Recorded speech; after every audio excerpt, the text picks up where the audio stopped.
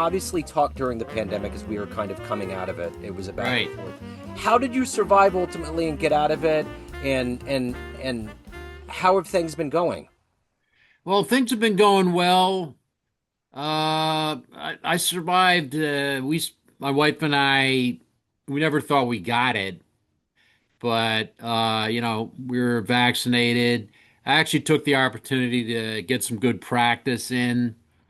I switched tenor saxophones, but uh, I've I did a lot of teaching, private instruction over the years, and the studio I was teaching in closed, but kind of gave me a good chance to get out of it and do something else. But this record, When Even Goes East, it was a long time in the making. It was my first studio record since a record called There Was Never back in 2016, but I had done three live albums. So, uh, uh, put a lot of time into this, and it's kind of a interesting story with the mix. Uh, Mike Herzon, you Yeah, familiar with that name? yeah, absolutely. Well, I recorded this at Red Rock Studios, right in the heart of the Poconos, where a lot of well-known artists they resided up there, like Phil Woods, Al Cohn, Dave Lehman, who moved back to New York. And I had done two studio records there. He worked on my live records. So we recorded this uh, almost a year ago, March 18th and 19th, and wasn't really happy with the mix. So on Mike's recommendation, uh, we mixed it somewhere else, did a final mix. And we had, he hooked me up with a great recording engineer, Chris Sulit, Trading Eights up in Paramus, New Jersey. Make a long story short, we did about a dozen Zoom meetings from last July through September and got a really good mix out of it. And uh, all three of us, just like this right now on Zoom, and traded the files. And one thing Mike uh, suggested, uh, he had done something with Lenny Castro, uh, this really renowned percussionist out in Los Angeles, who, well, back in the day, he had recorded with Eric Clapton and Toto, and he has been going out on the road with John Mayer, does a lot of studio stuff, and we got him on 5 tracks, and and it really added a lot, I thought. So basically, I mean, obviously he didn't fly in or anything. He recorded the tracks from his home studio and sent the files in, and we mixed them in. But we spent a lot of time not just on levels, but just on uh, the quality of sound on each instrument, including the percussion. But the saxophone, we had a good basic piano sound, but we got a better bass sound, and some of it was a stylistic thing. Where Red Rock, this great, artist Kent Heckman, he he well, for example, with the drums, he didn't have the cymbals really mixed in. So pretty happy with it now, for sure. So, what are you ultimately hoping the listener gets from this album?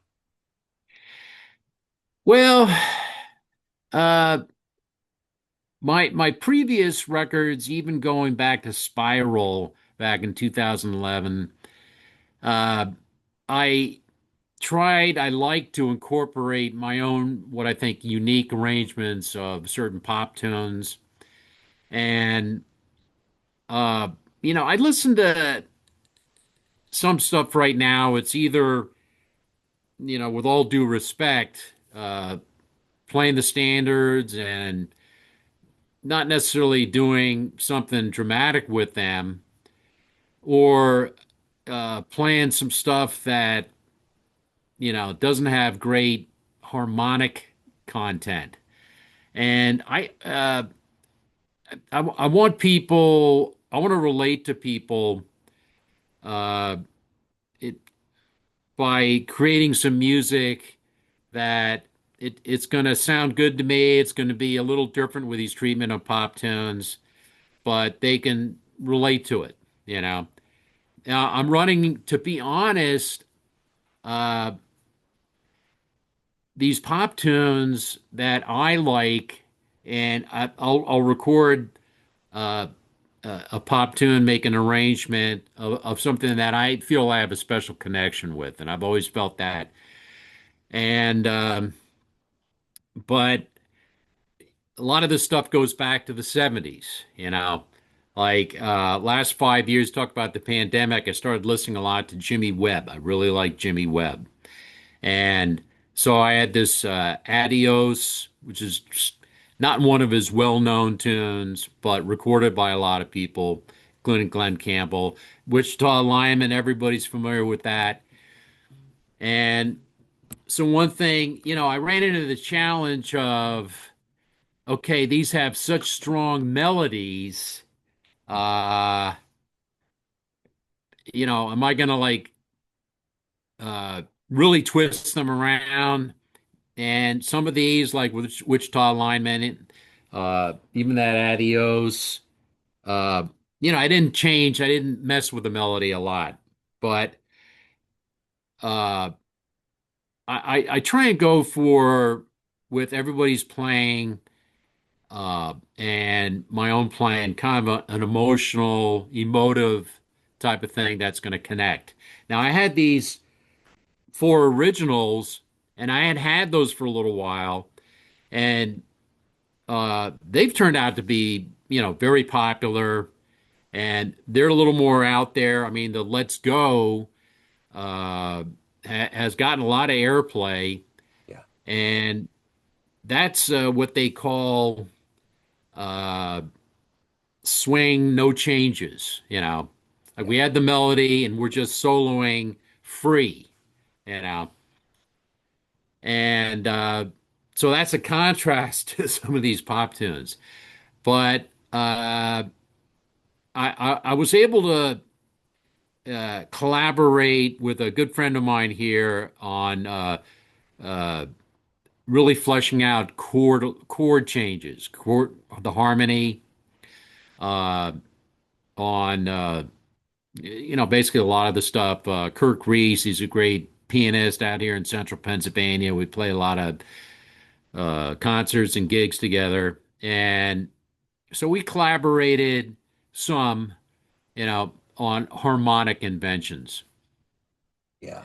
And that's a big part of it for me. Just kind of reharmonizing some of these pop tunes, I'm calling them. Uh, and I go for something that's interesting, almost like in the way of hooks, that maybe can grab the listener's imagination.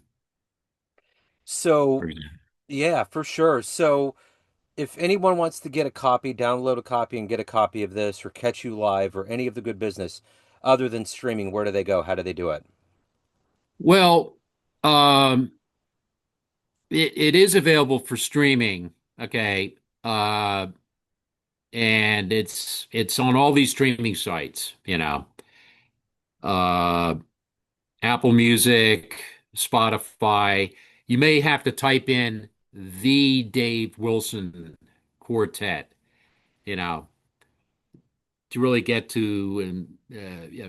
But it's on Bandcamp at Bandcamp slash uh, Dave Wilson Quartet. You can contact me on my website, davewilsonmusic.org. And I have a limited number of CDs, but yeah, they can download it. You can download it off of Amazon. Okay, You can download it off of Bandcamp.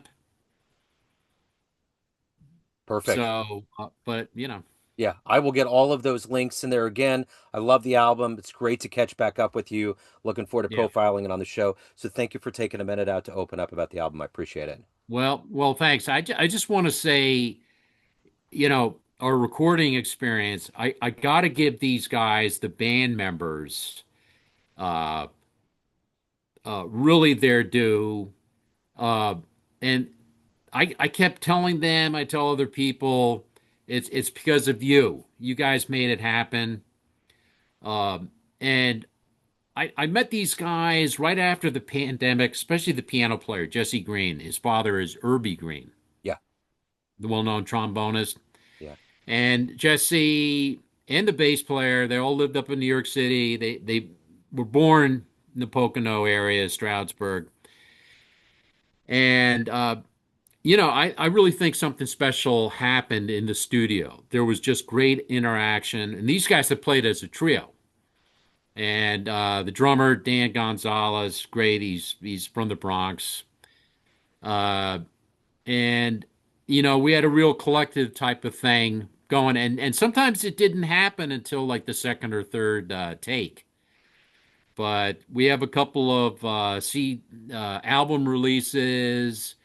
Uh, One is Friday, May 8th at the world famous Deerhead Inn up there, Delaware Water Gap, where a lot of great players play, and have one in the Lancaster area, April 12th, the Lidditz Shirt Factory. And we're going to get some good video. And I just want to take this further, put a little tour together, maybe. Sounds good. Well, I will get all of these details Yes, in the no, show notes. Yeah, yeah, yeah, sorry. Number wonderful. 11 on the Jazz Week countdown Yep. last week, this week. Number 11. Much thanks to Mike Herzon and also to Holly Cooper. Is doing a great job. Yeah, absolutely. Thank you. This has been wonderful and it's charting for good reasons. So I appreciate you taking a minute out today. And until next time, I appreciate it. Okay, likewise. Thank Thank you, you, Jim. Joe. Thank you. Neon Jazz.